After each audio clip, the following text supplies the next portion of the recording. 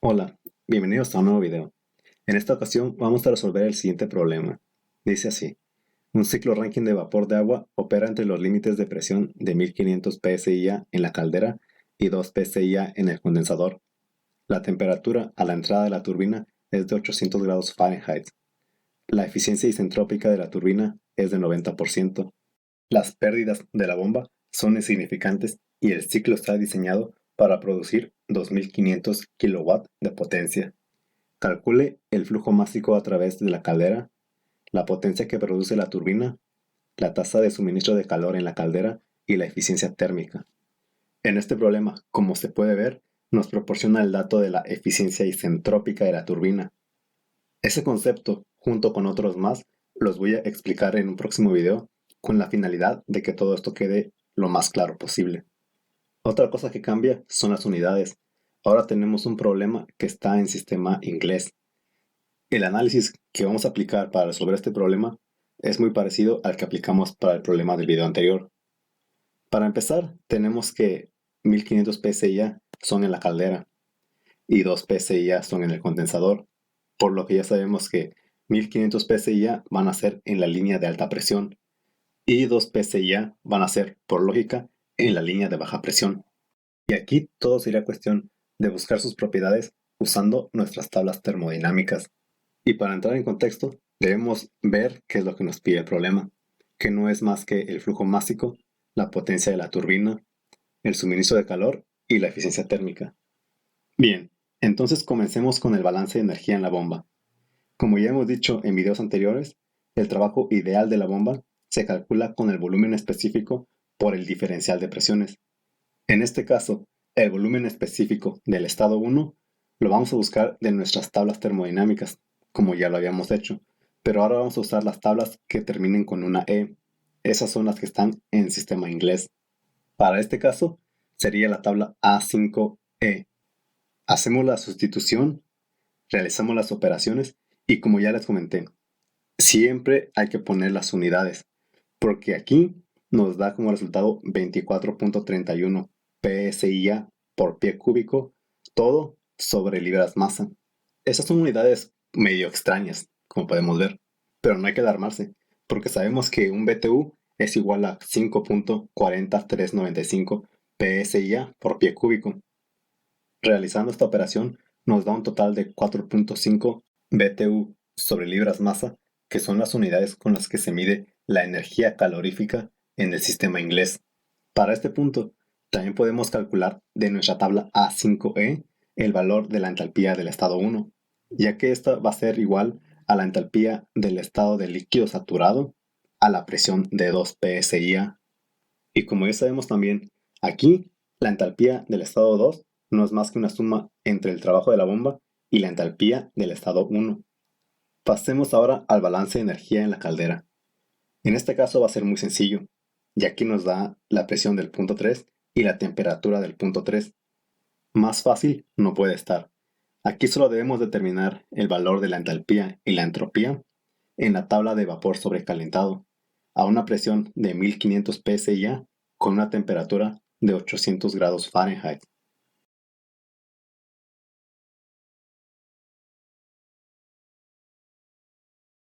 Llegamos al balance de energía en la turbina. En la turbina siempre se pone todo un poco más interesante.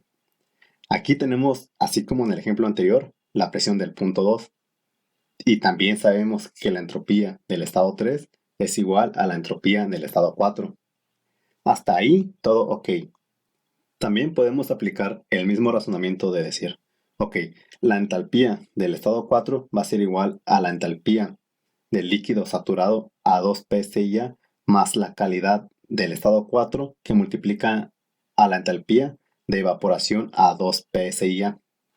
Eso sería correcto, pero aquí debemos tener en cuenta que esa entalpía es la ideal, lo cual se denota como H4S.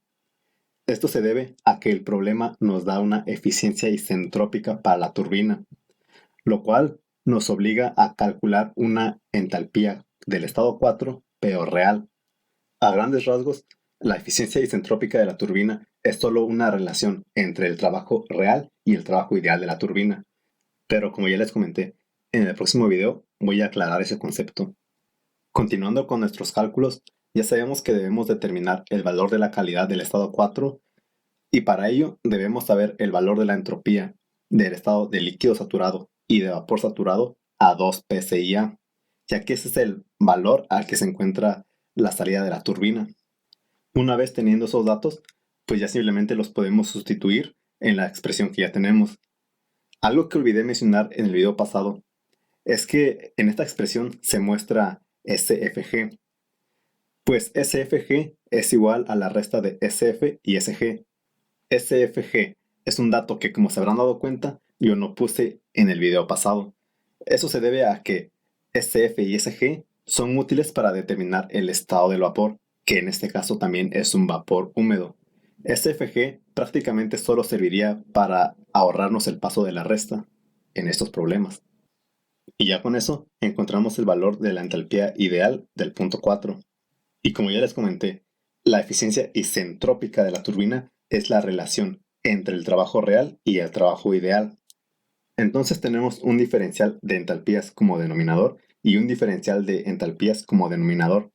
Como a nosotros lo que nos interesa es la entalpía del estado 4 real, despejamos H4, que es igual a la entalpía del estado 3 menos la eficiencia isentrópica por el diferencial de entalpías ideal, dándonos un resultado de 919.77 BTU sobre libras masa.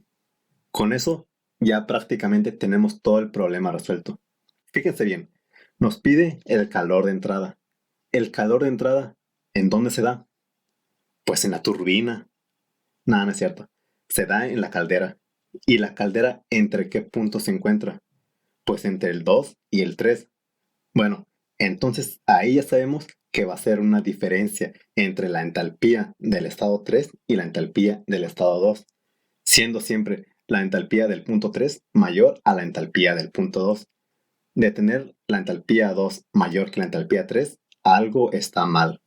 Ahora calculamos el calor de salida, que no es más que el calor que rechaza el condensador, y el condensador está entre los puntos 1 y 4, o 4 y 1, depende de cómo lo veas, y va a ser solo una resta entre la entalpía del punto 4 y la entalpía del punto 1. Aquí nos da como resultado 825.75 BTU sobre libras masa. Con los calores de entrada y de salida, ya podemos determinar el trabajo neto del ciclo Rankine, ya que este es igual al calor de entrada menos el calor de salida. Expresión que es igual de válida a la que usamos en el video anterior, que fue el trabajo de la turbina menos el trabajo de la bomba. Bien, y como el problema nos pide también determinar la potencia que produce la turbina, debemos calcular primero el trabajo que éste produce. Ese se calcula con la resta entre la entalpía del punto 3 y la entalpía del punto 4. Y para convertir este trabajo a potencia, debemos multiplicarlo por el flujo másico, el cual vamos a determinar a continuación. El problema nos dice que es el flujo másico a través de la caldera. Aquí hay que pensarlo un momento. ¿El flujo másico que pasa por la caldera no es acaso el mismo flujo másico que pasa a través del condensador o a través de la turbina? La respuesta es que sí, ya que este tipo de problemas se idealizan como sistemas cerrados, por lo cual no hay una disminución en cuanto al flujo másico. No aumenta, pero tampoco disminuye. Aclarado esto, continuemos. El flujo másico habíamos quedado que era la potencia neta entre el trabajo neto. Aquí tenemos que son 2500 kilowatts entre 438.83 BTU sobre libras masa. Como pueden notar, tenemos kilowatt y BTUs, sistema internacional y sistema inglés. Estos kilowatts los podemos convertir a kilojoule sobre segundo. Y tenemos que un kilojoule es igual a 0.94782 BTUs, lo que nos da un total de 2369.55 BTUs sobre segundo. Y ahora sí, ya podemos hacer la división, que nos da como resultado 5.4 libras masa sobre segundo. Bueno, con eso ya podemos calcular la potencia que produce la turbina. El problema también nos pide la tasa de suministro de calor en la caldera, que no es otra cosa sino una multiplicación entre el calor de entrada que sucede en la caldera por el flujo másico. Ya por último, calculamos la eficiencia térmica del ciclo, y esta es 1 menos el calor de entrada sobre el calor de salida. Y listo, problema resuelto. Si te ayudó este video, puedes ayudarme dándole like. Y recuerda que si quieres saber cómo funciona este tipo de problemas y todos los conceptos que involucra, solo tienes que suscribirte.